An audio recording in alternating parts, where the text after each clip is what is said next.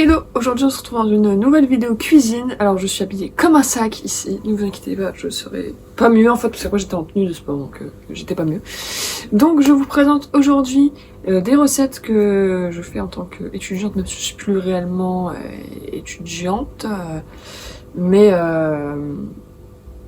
mon mec est toujours étudiant, on n'a pas de revenus extrêmement élevés, on vit dans un logement crous, donc ça reste quand même de la vie assez étudiante, on va dire. Je suis en recherche d'emploi, donc c'est pas des sommes astronomiques, je viens d'arrêter mes études, mon mec étudie encore, donc on peut encore rentrer dans la case étudiant, je pense, et même petit budget en fait, tout simplement.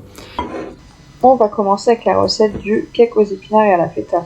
Pour cela, vous allez avoir besoin d'un sachet de levure chimique, 150 g de blé, 3 œufs, 125 ml de lait, 80 ml d'huile d'olive, 180 g de feta, 100 g de fromage râpé et 400 g d'épinards surgelés ou fraîches, mais il faudra juste les cuire.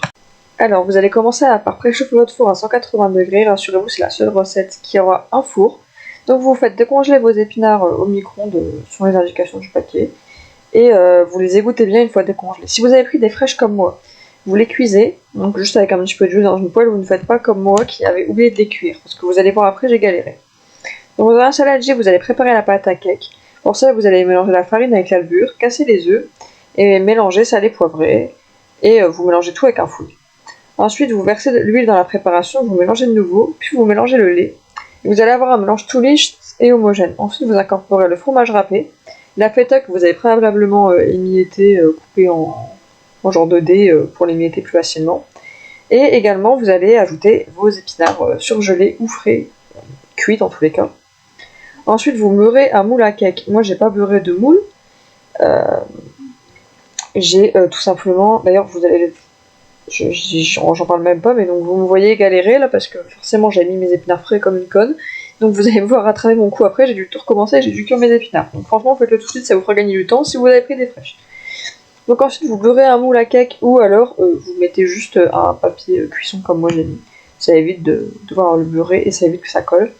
Et vous insérez le cake dedans et ensuite vous enfournez pour 50 minutes à 180 degrés. Une fois qu'il est bien doré, vous plantez un couteau pour vérifier que tout va bien. S'il ressort propre, c'est bon, sinon vous renfournez un petit peu, ça dépend de la puissance de votre four. En tout cas, c'est prêt, et vous n'avez plus qu'à mettre une salade verte à côté. Moi, personnellement, je me suis fait une salade d'épinards avec les pousses qui me restaient. Pour cette deuxième recette, on va faire un risotto épinards chèvre.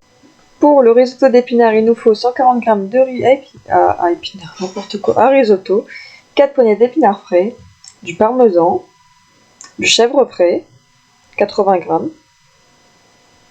une demi-échalote, moi j'ai mis en chair, 40 ml de vin blanc et un demi-bouillon cube au frais. Vous allez commencer par faire bouillir de l'eau avec dedans un bouillon de légumes que vous allez laisser dissoudre. Pendant ce temps-là, vous allez éplucher et hacher les échalotes. Enfin, l'échalote, c'est une demi, mais je l'ai fait en entier. Ensuite, vous allez prendre une casserole, vous allez ajouter votre échalote avec une noisette de beurre ou d'huile. Et vous faites revenir ça pendant 1 minute avec le riz. Moi, en général, on met le riz après, moi je mets tout d'un coup. Une fois que ça c'est fait, vous vous déglacez avec le vin et vous laissez cuire jusqu'à ce que le riz absorbe le vin blanc. Après, vous allez tout simplement ajouter une louche de bouillon, vous couvrez, vous laissez évaporer, et ainsi de suite. Jusqu'à ce qu'il y ait plus... Vous allez faire ça pendant à peu près 10-20 minutes, le temps que le bouillon de légumes il soit totalement absorbé et le riz est cuit. Vous allez pouvoir ensuite rajouter les épinards frais, qui vont en fait simplement se cuire dans votre bouillon, un peu, enfin, dans votre restant de bouillon et dans votre riz, avec le chèvre frais. Et également, vous pouvez mettre au-dessus un petit peu de parmesan. Moi, je l'ai mis au moment du dressage, après, ça c'est selon les goûts. Donc après, vous n'avez plus qu'à saler et poivrer. Et vous pouvez rajouter au-dessus des noisettes concassées ou en chair si vous préférez. Vous pouvez remettre des petits morceaux de chèvre si jamais il vous en reste. Et du parmesan, c'est prêt. Avant-dernière recette, le winter pot.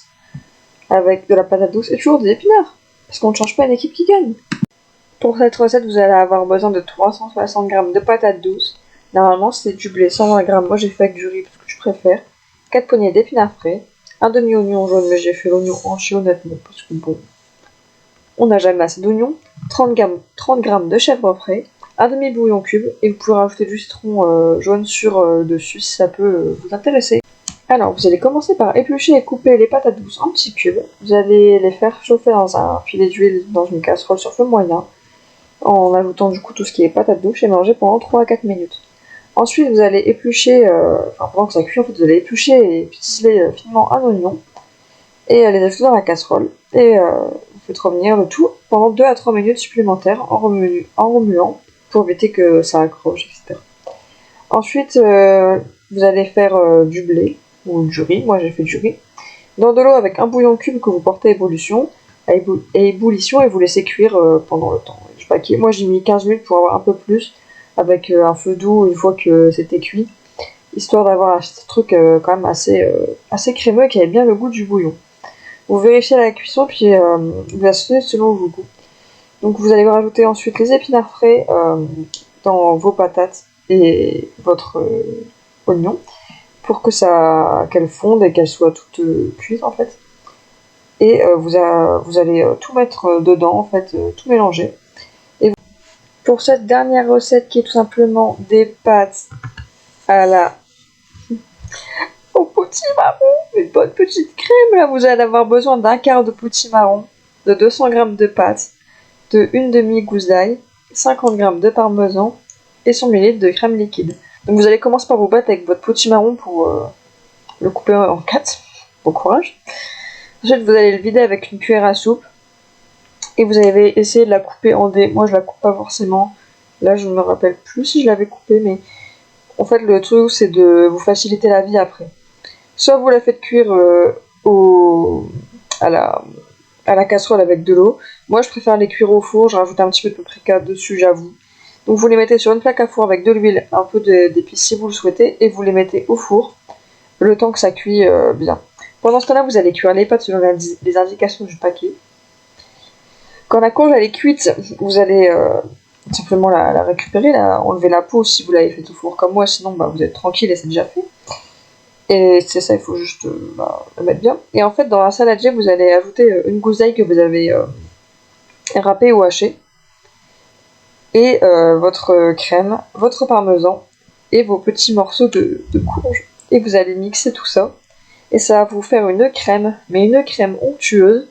Vous n'avez plus qu'à rajouter vos pâtes dedans et remettre un petit peu de parmesan au-dessus. Et c'est prêt, vous n'avez plus qu'à vous régaler. En tout cas, moi j'espère que cette vidéo elle t'aura plu.